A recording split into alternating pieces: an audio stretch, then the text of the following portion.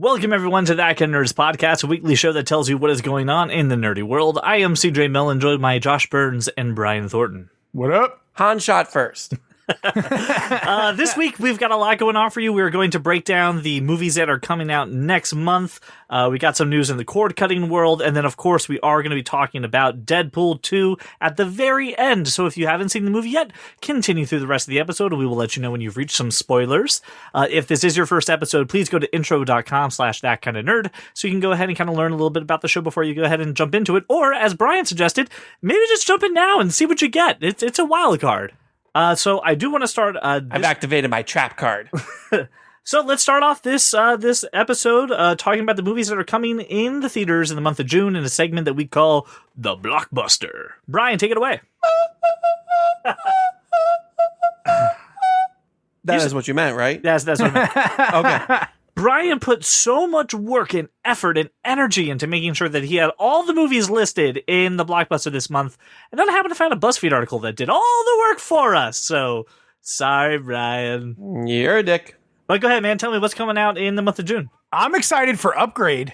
Yes, June 1st is Upgrade. Is that June 1st? Yeah, June 1st is Upgrade. We talked about Upgrade. Do we need to talk about it more? Yeah, no, I'm excited about it. It's a guy that's not Tom Hardy, but really looks like Tom Hardy, but it's not Tom Hardy. Who also played the Shocker. Thank you, Josh. That's right. He did. We can probably skip forward to June 8th with Ocean's 8, right? June 8th is Ocean's 8, which I'm not exactly excited for. You're crazy talk. It's an Ocean's movie. I'm not sold yet, but that's the thing. It's not an Ocean's movie unless it's got George Clooney first and foremost. It's an Ocean's movie, and it has what's her name in it. Sandra Bullock? No, not her. The other Kate one. Blanchett? Yes. Kate Blanchett? Please and thank you. But you. it also has Anne Hathaway. Yeah, fine. Which is such a weird... There's no... She's just walking around wearing diamonds. What do you care? Anne Hathaway is the Anthony Garcia character. That's fine. I love her. She's fantastic. I have an issue with Rihanna. I don't think she can act. Anyway, moving on. She's just gonna say booyah a bunch of times. But it will be terribly acted. She's gonna ask you to stand under her umbrella. Ella. Under my umbrella. Right. Okay, also, on June 8th, another movie we talked about already is Hotel Artemis. And I am actually very excited for this movie. I am excited about this movie, too. I don't care what any of you say. And then Josh is a Nancy, I don't know the word. You're a cotton nunny muggins. Hey. Only we can say that word. Go ahead. You're calling a ninny muggins. I think you're crazy, Josh, for not liking this movie. How about Won't You Be My Neighbor, same day? I'm going to be like ugly crying during this. I'm not seeing it in the theater, though. I got Movie Pass. This is Movie Pass movies. Perfect. Yeah, you're going to catch me just, no. Right. Well, we could probably move on to the best movie of the month now, right? Yeah, June 15th is Incredibles 2. Yay. It's going to be amazing. Took forever. It's my birthday weekend, and I got to fly to San Francisco the following Monday. So this is going to be the highlight of my weekend. This is the closest thing we're going to get to a really good Fantastic Four movie for a while. So let's enjoy it. Who knows? It may come sooner than you think. But also June 15th is another movie I know we're excited for because we also talked about it, was Tag. This movie, again, has no right to be so good. But it is. It is so good. It's so good. It's got Jeremy Renner and Rob Lowe. Rob Lowe's in this? No, John Hamm. Sorry. Oh, okay. I was like, whoa! I didn't see that. Jeremy Renner and John Hamm. God, now I want a Jeremy Renner and Rob Lowe and John Hamm movie. I want those three. No, Rob Lowe should make a cameo in this. I hope. Oh, God. Make that happen. It's already filmed. You can't make it happen. We can make it happen. If we can do the Christopher Plummer, we can make Rob Lowe in this movie. Have you never seen Fight Club? There's a cigarette burn, and we splice in a dick. But instead of a dick, it's a Rob Lowe. We splice in Rob Lowe. Yes. Okay. June 22nd is Jurassic World Fallen Kingdom, which I am also excited for. Finally on board for this movie. It's a very good month overall. This is a good month. Yeah. It's a good month. And June 29th. And then Sicario. Is Sicario, Day of Soldado. Now, I really wanted to see the first Sicario. I heard amazing things about it. You haven't seen Sicario 7 times like I have? Oh, my God. It's Josh Brolin and Benicio Del Toro. And I know who's in it. I want to see it. Do you? I feel like because you haven't seen it, you're not aware of who's in it and therefore need to be reminded. Oh, I will see it eventually. Oh, dude, you know what Sicario is? Sicario is a perfect airplane movie, which is why I've seen it umpteen times. Here's my question. Can you be reminded of something you don't know? Yeah, I just reminded you of things that you don't know. Is that like an Inception thing? I mean, I reminded you that you don't know things. Here's my problem, and here's what I think is actually going to happen to Mr. Brian Thornton over there. Because he hasn't seen Sicario 1, and probably won't see Sicario 1 by the time Sicario 2 comes out. He's got a month He's to not see going it. to see this movie. You got a month to see it. You can see Sicario in the next week, right? You can take 2 hours out of your life for like a brilliant cartel. I'm telling you, it's not going to happen. Cop versus cartel. No. Monday's Memorial Day, so that means no working. So I could probably do it Monday. Sicario. Today? I think I can. So between Incredibles and Jurassic World, we're saying Incredibles is the movie of the month. It is for me. It is for me too. I love Jurassic World, but Well, sure. I've waited 15 years for a sequel to Incredibles. Right. Yep. Most anticipated sequel in a very long time. Okay. I'm on board with that. I just want to make sure we were all together. All right, ladies and gentlemen, it is time for my favorite hobby in the world is to go around the internet, find the weird, find the obscure, and then ask these two gentlemen for a tech perspective. And we're starting off with... Are you a modem? Tech perspective. It's always the whisper, by the way. It always gets me. So a new trademark is suggesting that Nintendo is actually going to be releasing a Nintendo 64 Classic. He says with a question mark at the end of it. They trademarked the N64 on there, and I'm kind of excited for this because I have an N64 that I've slowly been accumulating games for. And it's a pain in the ass. It's so difficult that I would pay for have a N64 Classic. It's always difficult to get old Nintendo games because they're so popular. Yeah, of course they're popular, but I'm not sure who thought this wasn't coming. Yeah, I don't know why this is a surprise. I mean, it's not a surprise, right? It seems like the natural progression. They've done. NES next they're going to do a GameCube. Super NES Classic sold out. This will sell out, and then they'll do a GameCube Classic and a Game Boy Classic, and then I'll have all sorts of classics, and I'll be fully domestic. You'll be a classic man. I am a classic man. Next will be the Nintendo Switch Classic. Just really, I mean, before it's even onto the next console. It's not even. I mean, I love my Nintendo Switch. It's already classic in my heart. And they are going to reissue the NES Classic due to demand. So I mean, that's always Speaking of which, I built 3 cardboard toys from my Nintendo Labo. Oh yeah, how'd that go? Wonderful. Hang on. Is one a fishing rod? Is it a fishing rod? So for those of you who don't know what the Labo is the Nintendo Switch accessories, I guess, that are made out of cardboard that sync up to mini games. So I'm very curious to see what Brian made. Brian, what'd you make? Oh, it was a fishing rod. I'm so happy. So what's really cool is you put the Switch in here in this little where you cast, like the thing that you cast out. Well, the thing you cast out is built into this base, and you put the Switch into the base, and then when you play the game, the ocean is on the base. And then you can, kind of lower and raise your rod to lower the line. But here's the coolest thing. This is all cardboard. And it moves. You can reel it in. That's really cool. There's no plastic gaskets or it's all cardboard. There's a couple rubber bands to well, sure, there would have to feed be the rod, but it all clicks and everything, which is cool. And then... Okay, yes, and then second... I built our future house, Josh. A tiny house. It looks like a birdhouse. It's a tiny little house. It's got a key that you can turn. And it's got I don't know what this is. It looks like a Jack-in-the-Box wind up. Like a... If something pops out of the chimney, I'm going to freak the fuck out. No, nothing pops out of the chimney. You put the Switch controller in the chimney, but... When you put the Switch in the house here, there's this little animal, and you can drown it, which is fun. That's what this is for. So do we have like a dog or like do we have like a Tamagotchi? What do we have? It is like a Tamagotchi. It's like this little critter hanging out in the house.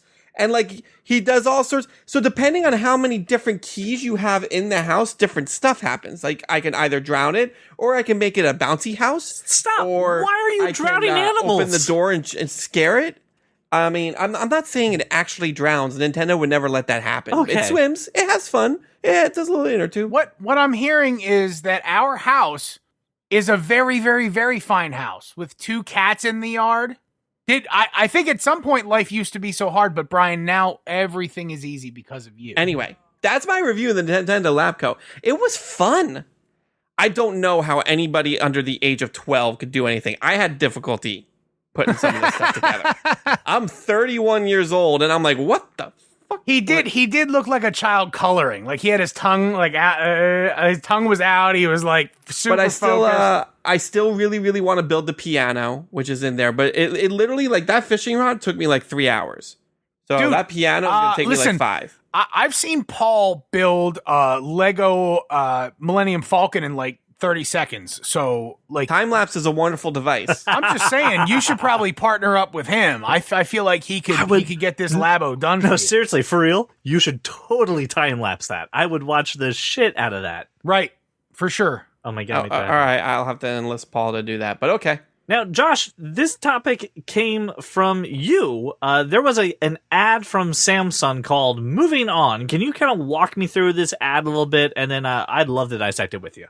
Absolutely. So I watch a lot of baseball. Yeah. And there's a lot of these 30-second ads. So I sent you guys the full ad. Yes. Which shows you this lady like on her plane, having problems with her phone, which by the way is an iPhone 6 and it's, like 4 generations old. They explicitly say that in the ad. Do. Why they didn't say you it in the ad. iPhone 6? iPhone 6. Yeah. So she's having problems on the plane. She lands. It's raining. I don't know why the rain exacerbates her phone problems, but for some reason it does. She gets in a cab, super frustrated, goes to an Apple store, like trudges through puddles she could have avoided by just not walking through them. But like, again, goes into the Apple store, is standing there with some guy that, Samsung has portrayed as uncaring and sort of aloof. And honestly, I've never run into that in an Apple store ever. So that's weird. But like, oh, you've got problems. You can disable the performance management feature, but that may lead to performance, like issues. And she's like, oh, battery throttling. Right. So like obviously, knows that too. Right. Obviously calling out like the media, right. The media friendly stuff. Right. And then he's like, or you can just upgrade it. And she like kind of throws her iPhone on the table and then they flash to her like in her hotel room, super happy with her new Samsung that she has no idea how to use. But apparently she's already texting, even though she has no fucking clue how to use it. So I have several issues with this ad. I threw this in a tech perspective because I think this type of advertising is not only misleading, it's faulty, right? First and foremost, if you have an iPhone 6, you're 4 generations old and you should upgrade. I mean, you just should. Yeah. Let me draw a parallel. If you had a Galaxy S6, that would have been dead 3 years ago. Yeah. It would not be operating right now. Correct. The fact that you've been using the same phone for 4 years is a goddamn miracle. And you shouldn't be like surprised that you have battery issues or that it doesn't do what you want it to do when you want it to do it the way you want it to do it because it's 4 years old and any technology that's that old isn't going to perform the way you want. So this ad I have problems with, right? Not just that piece, but like anyone who's ever switched platforms. And I think a lot of us, at least a lot of our podcast listeners, probably have switched or tried other platforms. And that like the first week or two of that is like the worst week of your life, where you don't know where anything is. Like even if you've customized it, it doesn't fit into your muscle memory. So there's a problem, right? And the world isn't right. But apparently this chick, by the time she got in bed in her hotel room, she was completely familiar with the Android OS and the Samsung skin that's on top of it. Right. No. A, no. B, false. C, nope. My other favorite thing about this is they have a couple classic Samsung tropes in there. Number one is they have the guy with the notch forehead, the notch haircut, carrying a child. Okay, whatever. In the rain. Waiting in a line that doesn't exist. There's no line. No line. But he's just waiting there. Had that guy there again. I was like, oh, all right. I'm shocked he wasn't smoking a cigarette and blowing it in the kid's face. Yeah. And Josh, you and I have worked in the mobile space. This was our career for several years.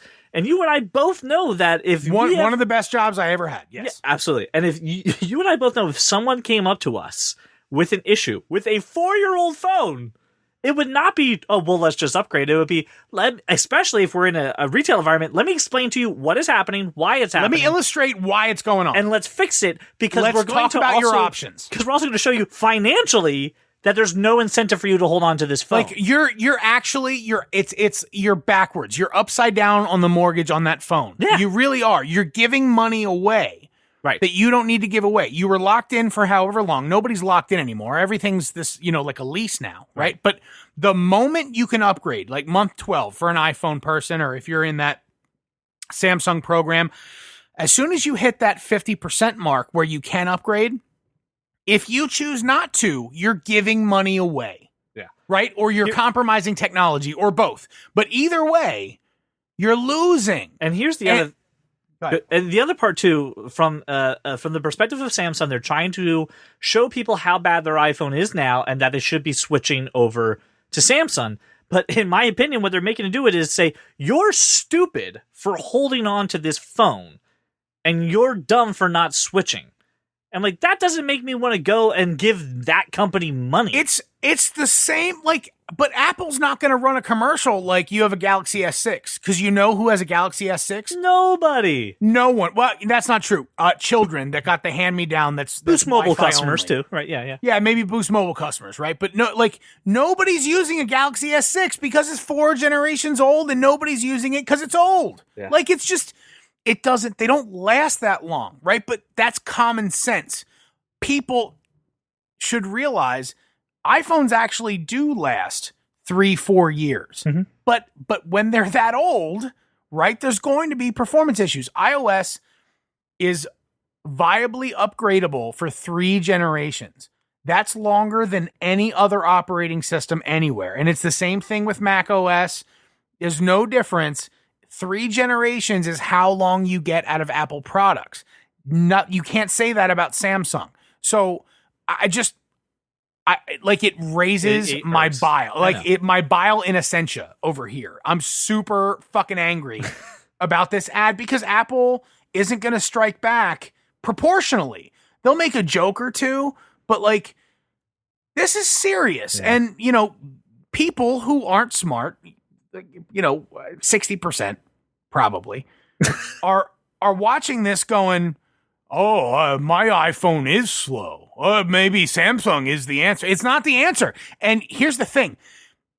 You're going to get the phone and you're going to go, I just don't know it yet. You're going to tough it out for 2 weeks. You're going to realize you hate it. You really hate it.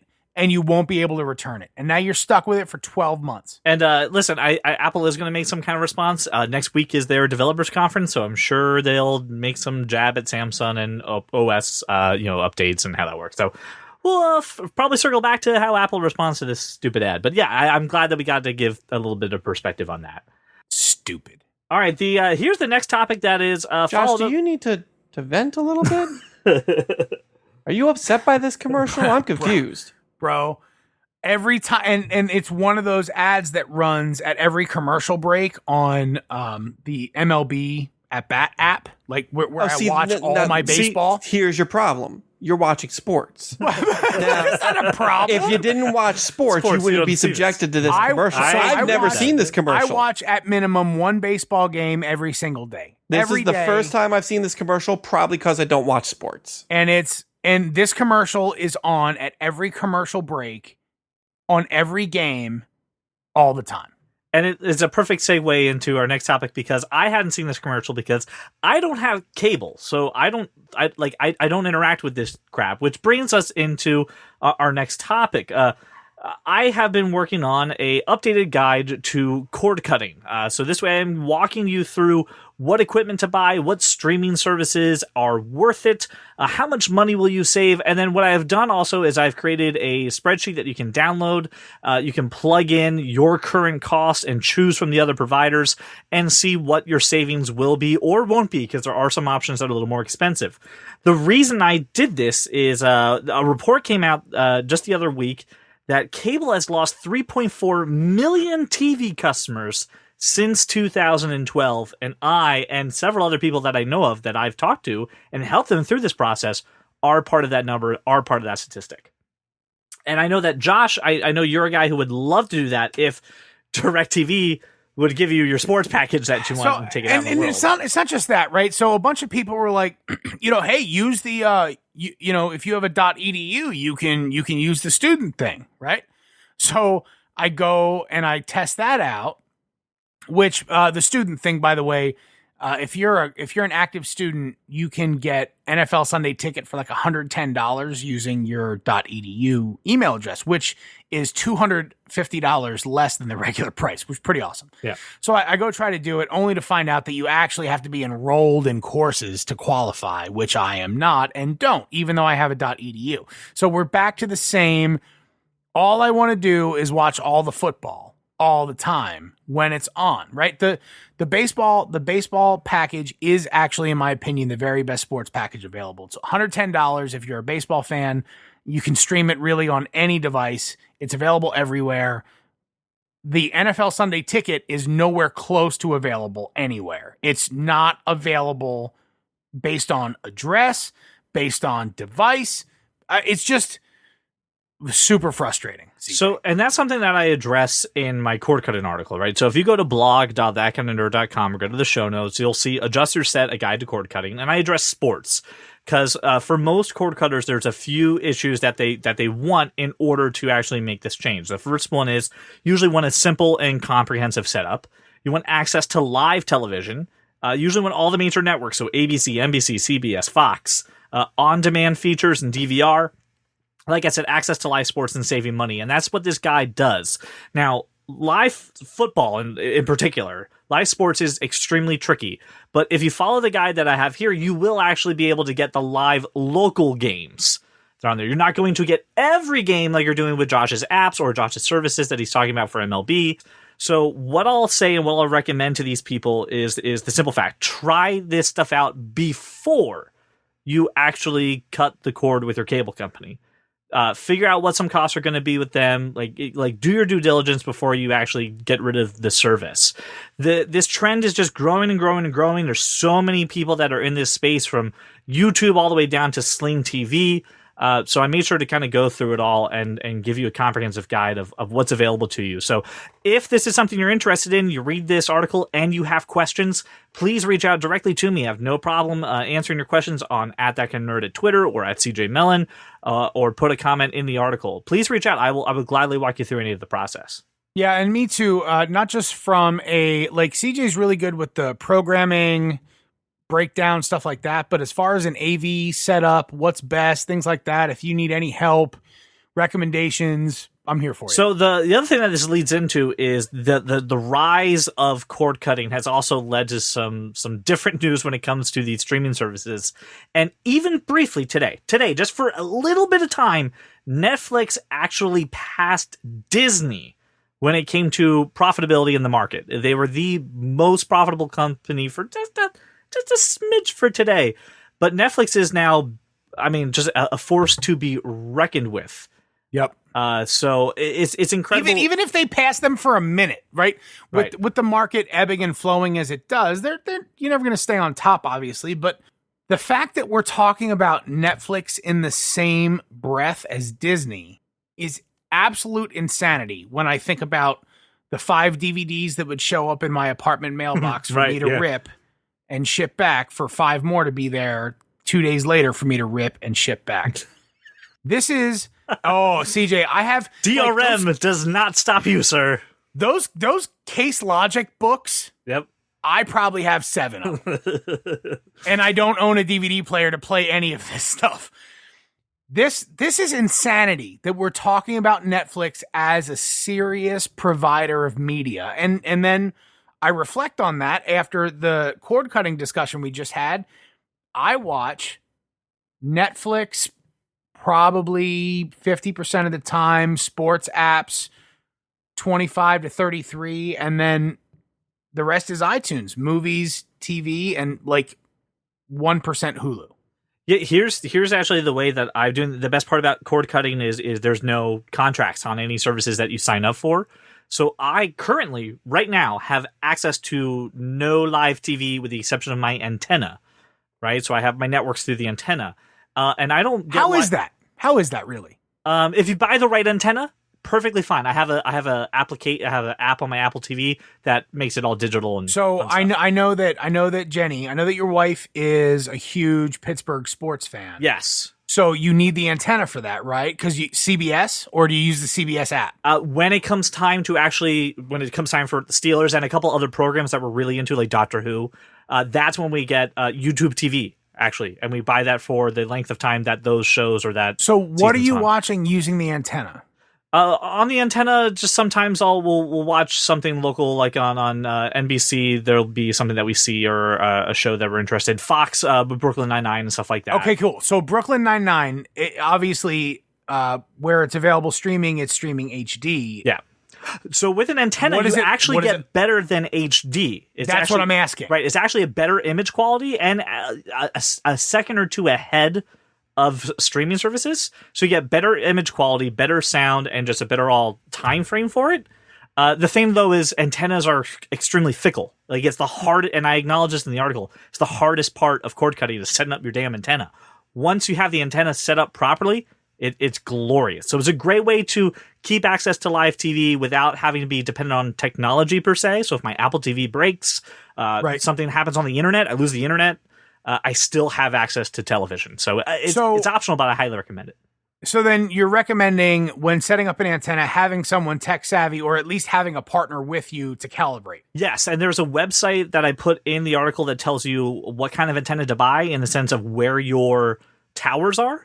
Because sometimes you have a tower that is to the south of you, so you need to buy a good 360 antenna. The antenna is the most complicated part of this. But yes, have somebody else with you who has a little bit of tech know-how to calibrate where your antenna should go in your house or even outside your house. Where you lost Laura was where you said south, because she's really not sure at any point what south is. She just thinks it's down.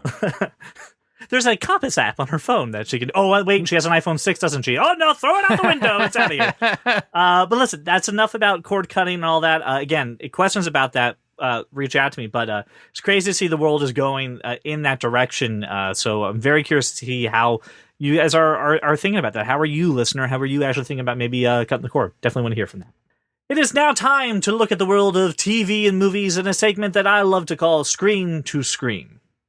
And we're going to start off with a very interesting announcement from Netflix. We're carrying on with them, that Ryan Reynolds is going to be in a movie directed by Michael Bay. Josh, I think you found this topic. I'm very curious where this came from. Yeah, I found this shit. This is because it's another Netflix crazy idea where they're going to invest $1 bajillion, a huge, like their biggest movie investment yet, on Ryan Reynolds and Michael Bay in a shoot 'em up, basically. I mean, it's about 6 billionaires who fake their own deaths to form an elite squad that takes on bad guys. Like, I mean, it's essentially... is it like a Suicide Squad? No. Okay. I think No, it's like the more, A-Team. I think of it more okay. like, well, I'm actually thinking of more like the Kingsman, like how the Kingsman started. Oh, all with, right. with money, right? Money. Is this more... Because the A-Team had no money. Right.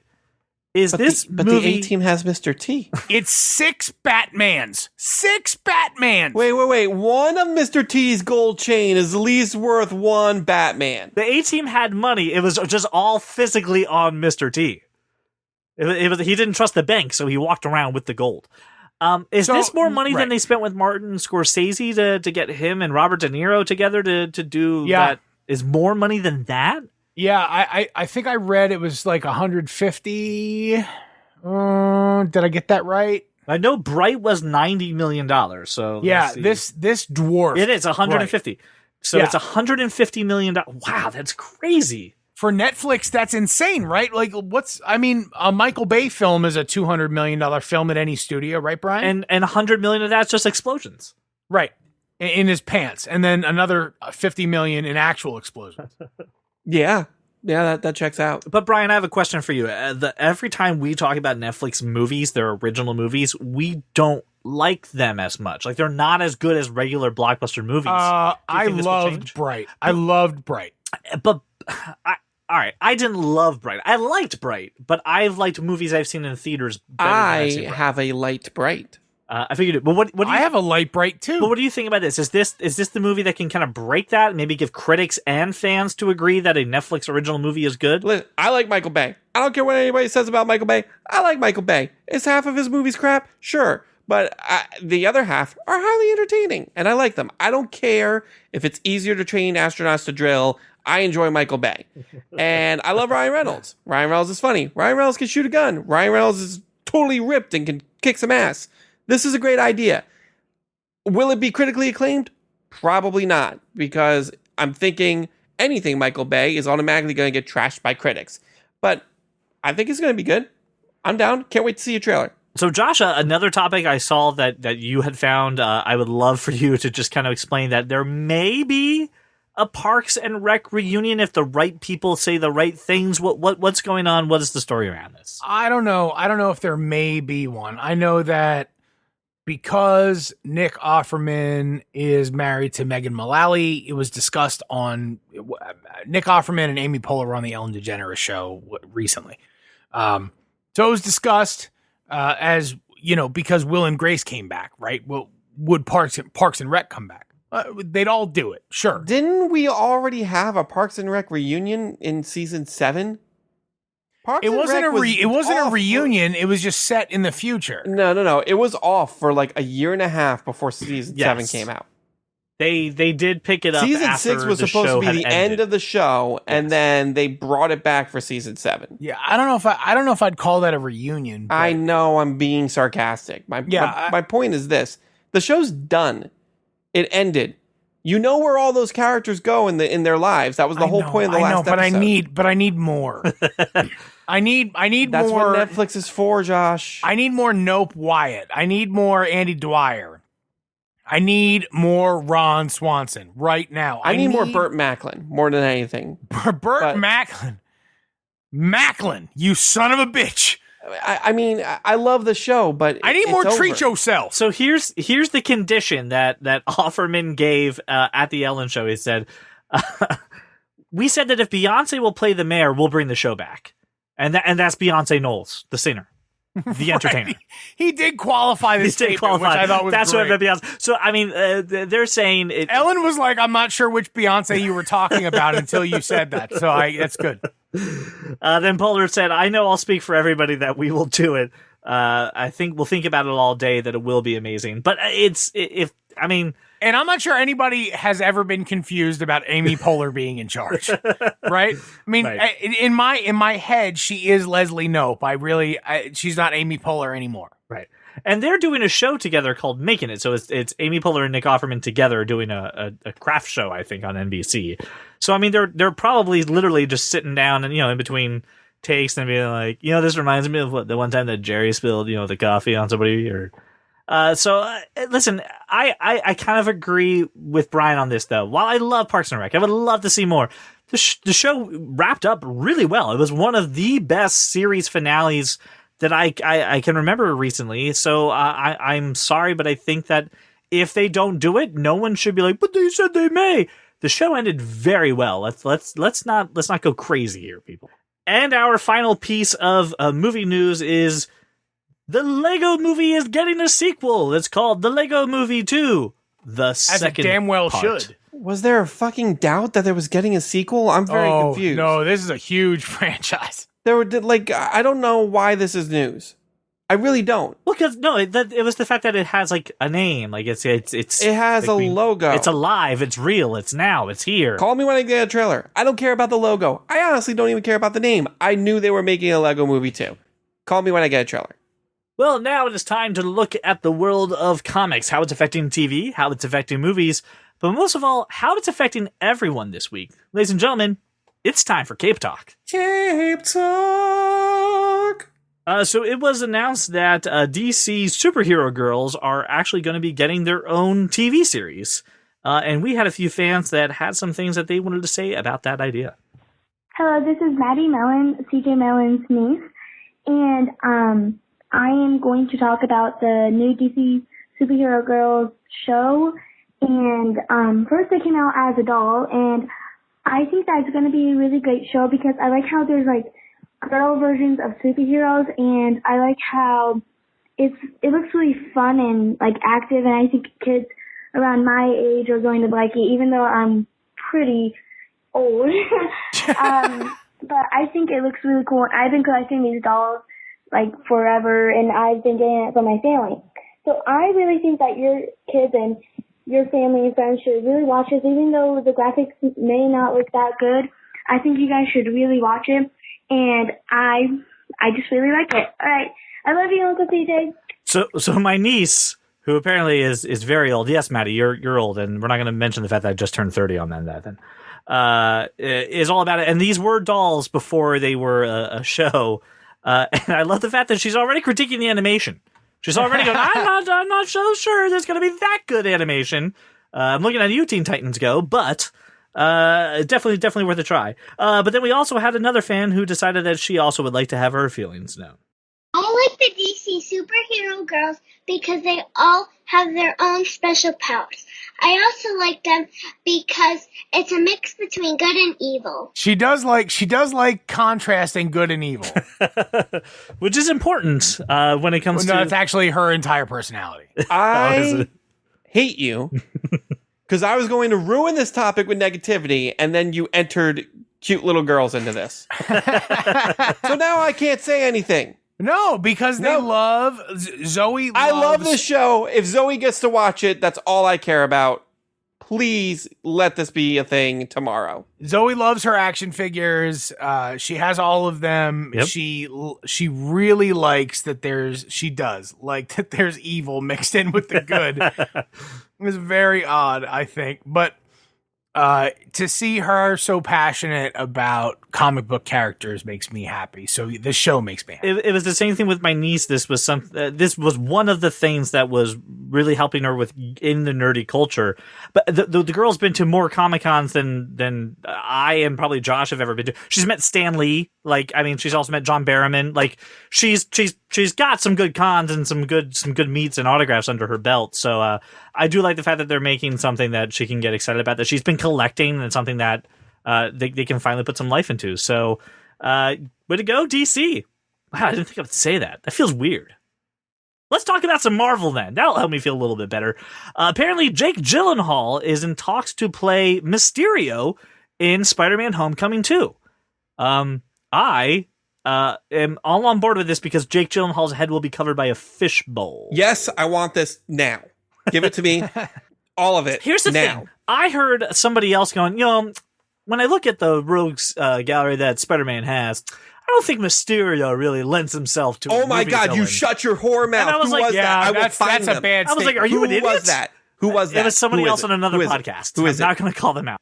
Can someone please explain to the people who have no idea who Mysterio is why this is a good idea for a movie villain? Mysterio was a special effects person before he became a villain. It literally is all going to be awesome special effects, like a dragon in New York, which is something he did in the comic books, or the bridge, a Brooklyn Bridge disappearing, or multiples of people. Like it. I've been wanting this character in a movie since Spider-Man 1. This is this is a no-brainer. This is going to be some awesome over-the-top special effects with some humor, because you got Tom Holland in there to be reacting to crazy stuff happening in the middle of New York, or the fact that probably for one scene, Mysterio will have a fishbowl head. I don't foresee them doing that for the entire movie, but maybe for one scene, as long as I get one reference, one fishbowl reference, I'm good. This is an amazing idea. Jake Gyllenhaal is a great actor. I don't care who you are, what you think about anything. I am right. This is the best thing ever. You know what? That's all we have to say on that topic. I don't think you can do anything better than that. Nope. A couple of weeks ago, we had talked about that HBO is going to be doing its own Watchmen series. We had a lot of questions about it as to what they would be doing. A lot of news came out about this. I want to start off with some casting news, and then move on to a little bit about the creator and the writer of this show. We got news that Regina King, Don Johnson, and a couple other people, I'm trying to see if anyone here's name really jumps out at me, have been cast in the lead roles for the series. Anyone on here that I'm really missing that's really worth your time? I don't even think Regina King or Don Johnson are worth your time, but okay. Oh, someone didn't watch Nash Bridges. No, I did not. But Josh, you're on fire this week. Thank you, Josh. So you had found a Reddit post of the screenwriter for this movie kind of explaining a little bit about his approach to the show and what he's doing. So walk me through this. This was, I think, for me, the craziest nerdy thing I came across this week, right? Because Damon Lindelof is coming under fire for adapting Alan Moore's classic, The Watchmen. So what Lindelof did was wrote a letter, an open letter. A 5-page open letter. And he posted it. Dear fans of Watchmen, he posted it on Instagram, written in the style of the Watchmen story. It was fucking brilliant. And he goes, I think, 2 pages before transitioning into first-person speech addressing fans directly. He tells his story the way that Watchmen is narrated, the story of how he got to do this. And then he addresses fans directly. This couldn't be more perfect, more self-deprecating, more humble, more also, I'm going to do it my way, but I so understand your way that you're going to love this, is what I came away with. Like, I know when I first brought it to Brian was like, no. But hopefully after reading this, Brian agrees with me. No. Oh, that hurt. That hurt me. Listen, I am extremely open. I'm going to watch it, and I'm trying to reserve judgment. I am pessimistically optimistic. I get it. He understands the style that this story is written in. He understands Alan Moore's voice. That's all I got from that letter, and I get that. And he's obviously a fan, and I get that too. Does not mean anything to me, because I don't like the fact, when we talked about this being a thing, I said very straightforward, leave the story be, let the story be the story. Don't try to change it. Don't try to adapt it. If you want to do something beforehand, I'm on board. If you want to do something that takes place afterwards, I'm also on board. Just leave that story in the time shell that it's supposed to be in. And then he's not doing that. He's going to adapt the story and add new characters and new things. And I'm not sure I'm on board with that, like, at all. Like, the reason I actually enjoy the Zack Snyder film is because it is literally a direct page-to-screen adaptation. And I'm not going to get that with this. Also, just because Damon Lindelof understands how this story should be told does not mean that any showrunner who's got something to prove isn't going to ruin that for all of us. Which, I know, Josh, you're going to say, but it's HBO. You can trust HBO. That's what I'm going to say. No, I don't care. Is it going to be I don't trust anybody. I don't trust Sunday? anybody when it comes to this. I'm going to quote Craig Newcomb right now. And I'm going to say, is it on at 9 o'clock on a Sunday? Will it be on at 9 o'clock on a Sunday? If it's on at 9 o'clock on a Sunday, it's going to be fucking amazing. I don't know. Do we have a time slot for it? I doubt it's no, 9 we o'clock. don't even don't. My point We don't is, even have a script yet. you would imagine this is a show that's going to be on at 9 o'clock on a Sunday, right? Yes. I don't think so. Yes. I imagine that it will be. And that said, right, I doubted Craig once with Westworld, and was I wrong? If they put it on Sunday at 9 o'clock, it's going to be amazing. If they put it on Sunday at 10 o'clock, it's going to be pretty fucking good. I cite Ballers. I cite other shows. Oh yeah, Ballers. Like, like Silicon Valley, 10 o'clock on Sunday. I'm going to tell you to go ahead and eat a bag of dicks. I don't care how you eat it. I don't, if you want to put them all in there and nibble on the corner. I don't care if you want to take them out one at a time and just chug them. Whatever you want to do. All right, I want to end Cave Talk with an article I found on CNET that I think would be Brian's equivalence to the Samsung ad that Josh got mad at. The headline says, it's official, superhero fatigue syndrome has set in. No, it fucking isn't. Please, no more blockbusters. All my blocks are already busted. Brian, the floor is yours. I'm not even going to dignify this article by reading it. All I'm going to say is this. if you're judging superhero fatigue by the fact that we had 2 comic book movies come out 3 weeks within each other, and they both made an obscene amount of money and are still making an obscene amount of money. And it's not just 2. It's you gotta actually take it, because Black Panther wasn't that long ago. Black Panther is still in theaters and it's out on Blu-ray. You can't sit there and tell me that superhero fatigue is set in when you have a movie that is still making money in the theater when I can go down to my local electronics store, department store, and buy it on Blu-ray for $20. Now, that's a stupid and ludicrous statement. And the other thing is, I don't know, I just looked at the top 50 movies, top 50 grossing movies of all time, and half of them are superhero movies, with the top 10 being the most recent superhero movies. So you can't sit there and tell me the superhero fatigue syndrome is setting in. That's the most ridiculous statement I've ever heard. If you're going to judge it by the fact that we saw a pretty big dip from Avengers when Deadpool came out, it's because Deadpool came out, which is another superhero movie. Like, you can't judge this by box office alone, because although he would tell you he's super, but not a hero. But listen, like, summer movies, there is a new blockbuster coming out every single month, and every studio knows you are going to lose 50 to 60% of your box office earnings in just 1 week, because that's just how quick these things are coming out.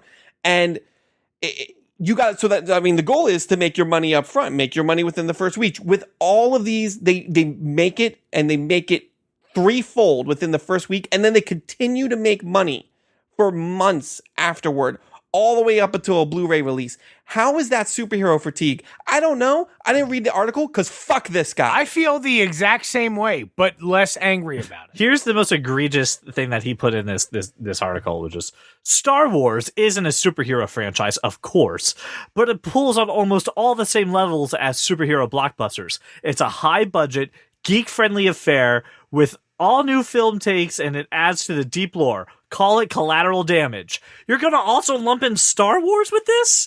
And the fact that it's geek-friendly is like, oh, that's also why it's there. So I got to tell you, movies are marketed geek-friendly. Like, it's because we rule the world. By that logic, if Star Wars is... This guy's an idiot. By that logic, then Jurassic Park is also a superhero movie because it's geek-friendly as well. This guy is... Who is this guy? This guy is Channing Tatum in 21 Jump Street before he learned how valuable what's-his-face is. How does this guy have a job in the industry and I don't? You're a fucking moron, Daniel Van Boom. And your name is Van Boom. What kind of fucking name is that? That is the name of a JBL speaker, not a human being. So listen, I got to put this article in the show notes. I'm very curious to hear what you think about this guy's opinion, just because he's dumb, and I have no problem calling him dumb. So I just would love some... He's fucking clown shoes, is what he is. Okay, this doesn't... it sure is. He's fucking clown shoes. This doesn't need to be in the show, but he also sat here and wrote an article about how he thought much of the public has been pressured into liking Black Panther. Yeah, so he did write an article about how we got guilted into seeing Black Panther, right? Yeah, this all should be in the show. This guy is a fucking idiot. Of the worst type. And then the last paragraph says, I'm no superhero movie playing hater. on the social media bullshit, playing on all the this and that, all the divisiveness. Listen, people watch movies to feel good.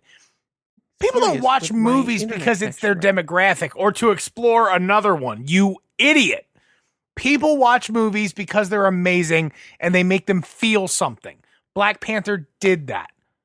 Avengers did that. And for fuck's sake, Deadpool did that. And Star Wars does it too, even though it's not a superhero movie. What the fuck's wrong with you? Let me that. You're an idiot. Whatever your name, I don't even care. I'm never gonna say your name because like a Voldemort. You're actually what's happening right now is that you currently, sir, guy that wrote all this bullshit, you're wasting oxygen that I could be breathing. Also, I want those URLs and bits off the internet, please, because you're taking up valuable server space somewhere, and I refuse to acknowledge it. Well, ladies and gentlemen, that is the end of the big topics for this week. We are going to go into our Deadpool 2 review. I do want to say if this is the first time you've listened to this show, we want to have your voice on here. Obviously, you can find us on Facebook and Twitter and on Instagram. But you can also call and have your voice on the show, just like my niece and Josh's daughter did. That is 484-373-4119. That number is in the show notes. Go there, leave a voicemail. We will play it on the air. Listeners, if 2 7-year-olds can figure out how to call into this podcast, you can too. I have faith in you. My niece is in 7. Zoe's 8. She's not going to be happy you refer to her 7. Yeah. I'm sorry. But I'm sure CJ's niece is far older. Yes, absolutely. All right. So yeah, you're far off. I'm far off, but my point still stands. No, if two folks who haven't yet reached the age of majority can figure out how to contribute to the podcast, then all of the listeners should be able to do the same thing. Sounds about right. All right, spoiler warning for Deadpool 2 in 3, 2, 1. Let's talk about this movie. It was good. I don't want to talk about it if that's the way you're going to talk about it. Like orgasmically. Yeah. I put headphones on. I feel like something happened to your headphones. Something happened earlier. to my headphones after I saw this movie. So let's talk about this movie. Let's get some first impressions about it when you left the theater. What were you feeling? What were you doing? Here's the thing for me, like, I was going into it expecting a Deadpool movie, which I got. It was a Deadpool movie. If I have to give you a summary, the summary is it's a movie, which overall as a movie wasn't very good. However, if I could eliminate like Colossus and the X-Men altogether, it might have been amazing. Like, really, really amazing. I thought the involvement of the every aspect of the X-Men's involvement, except for when Hank McCoy shut the door. Yeah. Right. Except for that moment. Like, that was the only good X-Men thing. My initial impression is it's a good movie, and that doesn't, like, it's a movie that is good but sucked in parts. That doesn't adequately convey how much emotion I felt throughout the movie. So there's my... Yeah, for me it was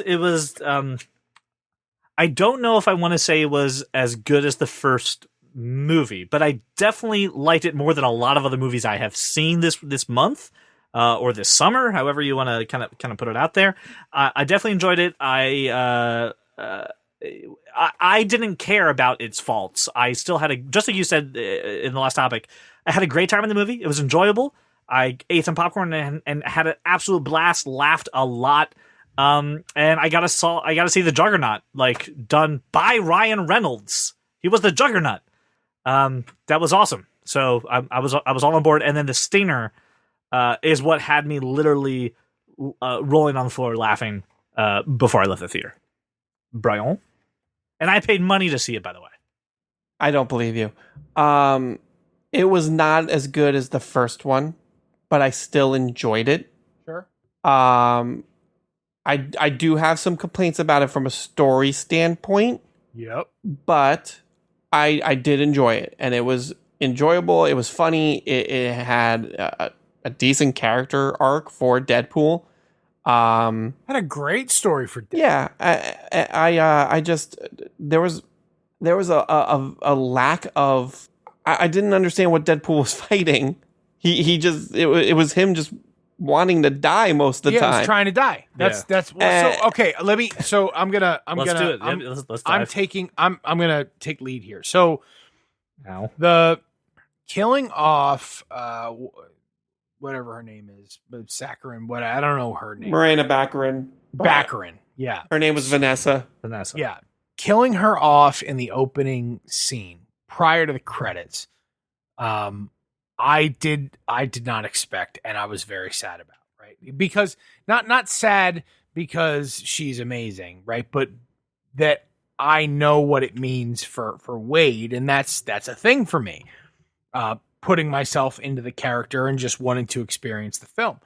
That story was fantastic. Like, it was just so well done, well written, well executed. The story of him trying to get to her via death was a really fantastic story.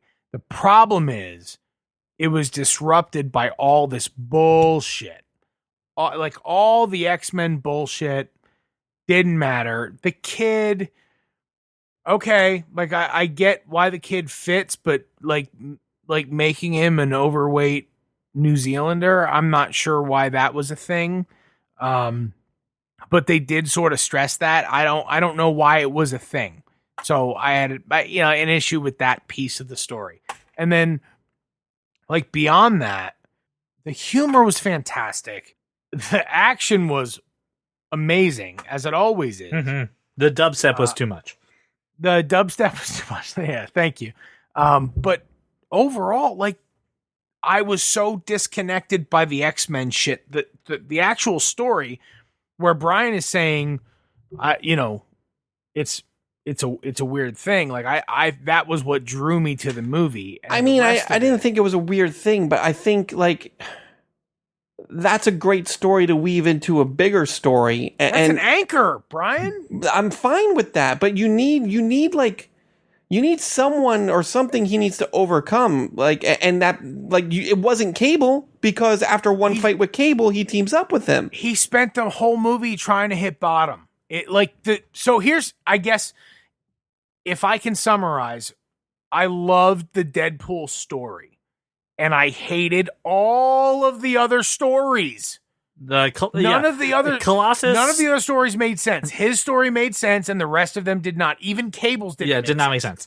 And I here's the other thing that I get it, and I get why they did this, but the whole thing about the X-Force and then have everybody dying right away, even though we saw trailers. Oh, that was a huge red herring. Bedlam, that was funny. All that. That was just pure good. comedy. It was good, but I sat there going, we're gonna fix this, right? It was a waste of a solid 7 minutes. Yeah, I mean, I could have dealt with just not. I mean, listen, I understand. I was at the point where I was thinking, is this what took them over 90 minutes?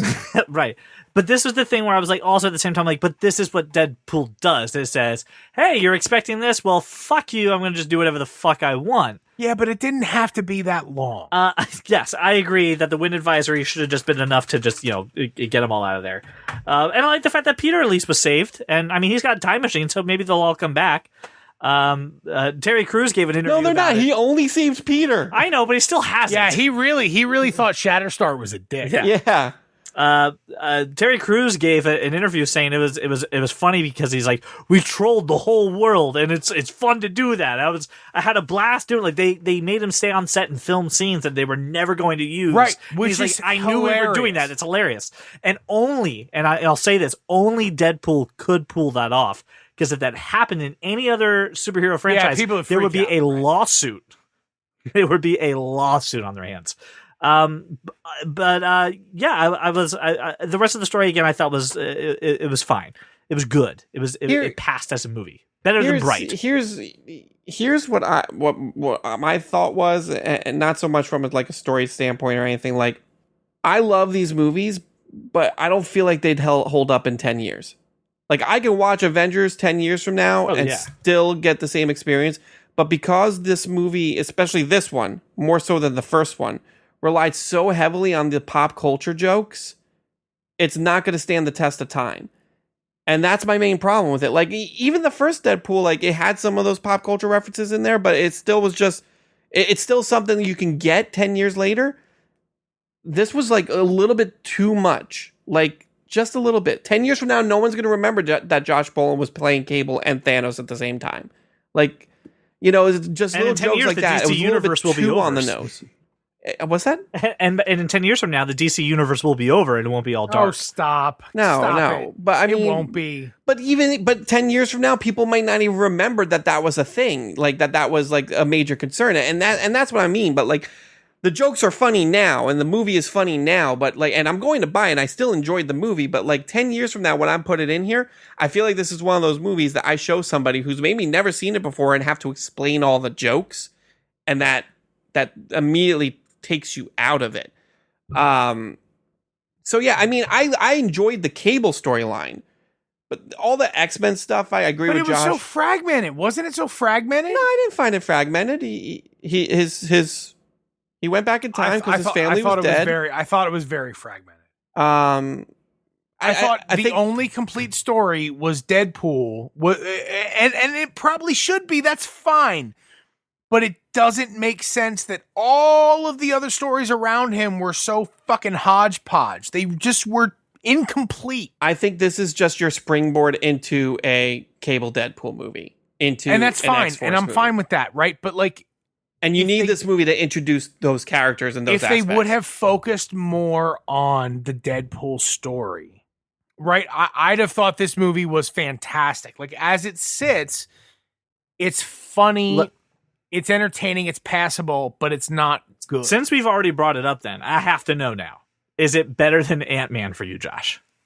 Oh, for sure. Okay. I mean, fucking for fuck's sake, Ant-Man is the movie that just never got. So here's the question I have. I have two questions that I have about following up. Sequels. Do you think it is buddy cop movie in the sense of Deadpool and Cable, or are we getting now X-Force movies that have those two characters, but we also have ancillary characters? Okay, you think both. Which one's next? I think Cable Deadpool would be next. It all depends on what happens with the Disney Fox deal, but I think Cable Deadpool next, and then depending on what happens with this deal, maybe we can branch off into X-Force, because I mean, if you want to do a really good X-Force movie, you do it with Wolverine. Yeah. And the Stinger. Yeah. Yes, I lost my mind. I literally couldn't breathe. The Stinger. Jesus, I'm just here cleaning up timelines. Holy shit.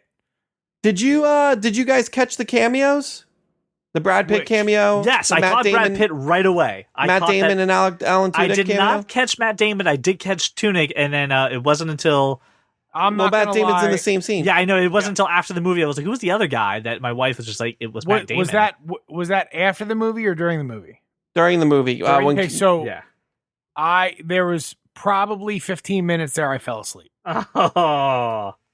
Yeah, there was definitely a short period. It was when of time. Cable was coming. When Cable comes back comes to the past, and there's the two truckers talking about the wonderful world of wet wipes and toilet paper. Right. That's Matt Damon and Alan Tudyk. I didn't see any. Public service announcement: please don't flush those things. They're terrible for the sewers. Don't use those.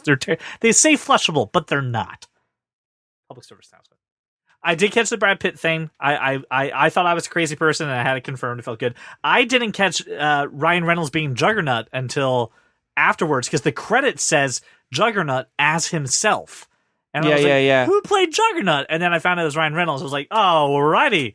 You got it, bro. I'm on board. Yeah, that's the part of the story that was really kind of forced and weird to me. Like, the kid befriending Juggernaut and then going back to the Essex school, like, all of that was just a little bit too much. Stop playing with your food. Kill him. All right? Yeah, like, you could have killed him like 9 times. What the hell? Yeah, I mean... So the other parts, though, the Stingers, those were fantastic. So I want to talk a little bit about the Green Lantern one. Because again, rolling on the floor laughing, but apparently the good people at Warner Brothers were not too happy about it, and on Twitter have requested that he returned his ring, his Green Lantern ring on it, to which Ryan Reynolds replied, hey, if we had used a Nuva ring on this a couple years ago, we wouldn't even be in this predicament. So, Warner Brothers not too happy with the fact that they took a shot at a Green Lantern, and all comic book fans are also not happy that they took a shot at Green Lantern as well, in the sense that they should have made the movie. Yeah, I get what you're saying. Go ahead, please. Out of all the pot shots that took at DC, that's the one they had an issue with. Is that what you're telling me? Specifically, the Green Lantern team. Yes. That's yeah. I think they're just having some fun and trying to ride the Deadpool train. Yeah, remember we also have movies. Remember we do things too. No, all in all, I like the movie. If I were to give it a grade, I'd give it a solid 7.5. Like I wouldn't say it's better than the original one. I honestly, I've seen a lot worse, even superhero movies. So it was a good movie, and I know we're being very critical of it. And we're only talking about the negatives. There was a lot of stuff to like in this movie, too. And a lot of scenes to enjoy in this movie. And I think Josh Brolin and Ryan Reynolds had this nice little back and forth relationship that I always wanted from Cable and Deadpool when they do eventually team up. Yeah. That's great. I can't wait to see that in an entire movie. It just took a little bit too long to get there for me. I agree. I thought the humor, while while funny and I enjoyed it, I actually didn't even think about the like replay value of the movie until now. So you're right on with that. I enjoyed it, but unfortunately, I can't remember any of the big jokes.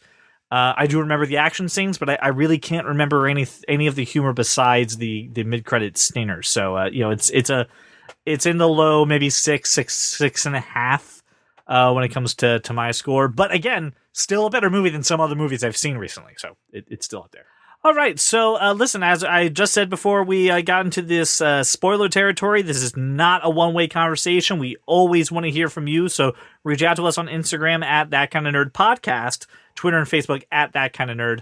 I am CJ Millen, joined by Josh Burns and Brian Thornton. Thank you so much for making us your walk around your neighborhood and your drive to work. We will see you all next week.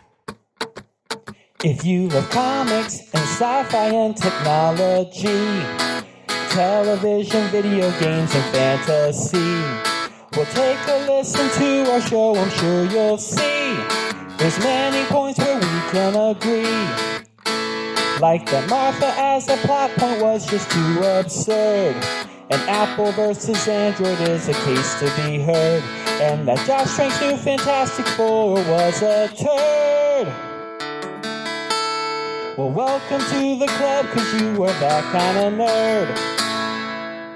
Guys, I want you to know that for the first time this baseball season, I was not watching baseball as we recorded because, internet issues. But the Yankees won, and that's important. I thought your favorite hobby was ruining headphones when the world was your oyster. My mother texted me about that bullshit, by the way. I She legitimately was extremely thought, offended. when we were recording that, Brian was in charge of editing that episode. Yeah, Brian and was in charge of editing that Brian was episode. going to edit that out because why would you keep can't that blame in? me. You can't blame me. First off, What? you do comedy gold, even though it's That a little is gross. Stinger then. And then you No, it was expect me- brilliant. It was My mom absolutely listens brilliant. to the Stinger. But it wasn't there's- Steiner, it was in the show. Like, in the show. My mom listens to the whole show because my mother loves me and she listens till the end. But Steiner, Okay? you justify with, it was Steiner. Like, it's not really canon. But it's there. It's like the It's all extended canon universe. to me. I don't know what you're talking about. This isn't some sort of Star Wars story we can retcon or anything. There's no going back. You said it. It happened. Oh, I'm supposed to be leading this? You lead the You gotta blockbuster. warn a brother, man. This is what you do. No, You it's lead the not. It is. blockbuster. You do it every month. I don't know why this is a do surprise at all. anything. I'm This just, is every single month you do. I this. am literally just a dude on a podcast being fun. That's all I do. I'm just a dude on a podcast with another dude. Just dressed as a dude playing another dude. Pick your poison, bro. I'm not in charge of this. You do you.